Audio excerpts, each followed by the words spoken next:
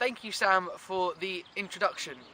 So I'm going to talk to you about what hydroponics is, its benefits and its cons, and why this stuff here might not be needed for farming anymore.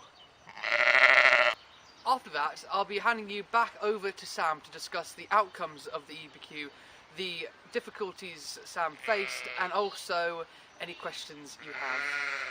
Hydroponic farming is a non-conventional farming method. Unlike conventional farming methods of farming, hydroponics does not rely on soil to provide its nutrients or its support to the plant. Instead, it grows in water. The water has nutrients added to it, and the plant gets supported in the water by materials such as gravel or rock wool. Hydroponic farming can take place inside.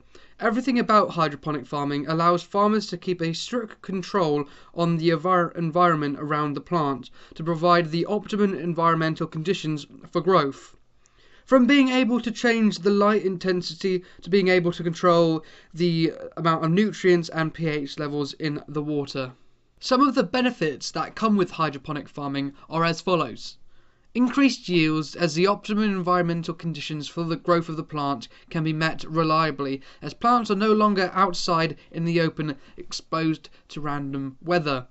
Increased water efficiency, as hydroponic farming, according to a study by the University of Arizona, uses 10 times less water than conventional systems, as unlike conventional systems that spray water on the plants, which sees a lot of the water wasted through evaporation, water in hydroponics is given directly to the roots of the plant and can be reused and recycled around the hydroponic system.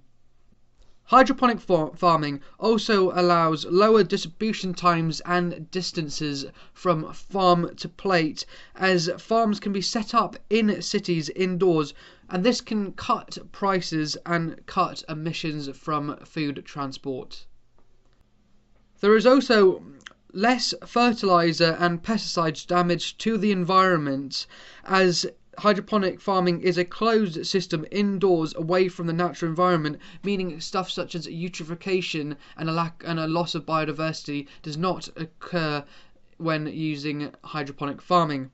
And hydroponic farming uses less space, as instead of being able to just use horizontal space such as conventional farming does, it uses vertical space, as hydroponic kind of plants can be stacked on top of one another to almost have like towers of farms. Now on to the disadvantages of hydroponic farming. Not all fruits and vegetables can be grown hydroponically. Things such as root vegetables and wheats cannot currently be grown hydroponically, but foods such as green leaves and tomatoes can be grown hydroponically with great success. This does not mean that in the future hydroponics won't be able to grow a wide range of fruits and vegetables, but currently it can only grow a small variety. Unlike conventional farming, hydroponic farming cannot use the direct light of the sun, as they rely on light powered by electricity as they are indoors, which does release a lot of emissions through the electricity usage. However, if the electricity is sourced through renewable sources, this is not an issue. There are high setup costs associated with hydroponic farming due to the highly specialized equipment needed to regulate the environmental conditions in a hydroponic farm, as well as this, for a farmer to go into hydroponic farming, they would need to be trained in how to farm hydroponically, in the science and engineering behind the farming method, which would cost money and time. So that's hydroponics. With populations rising, obesity rising, environmental degradation and desertification rising, food insecurity still occurring across the globe, and the next space race starting to colonize space, could hydroponic farming help to solve these many issues arising from agriculture that we face as a society today, or is it just a sci-fi flash in the pan? That is what my EPQ will discuss. Thank you for watching. I hope you understand more about hydroponic farming.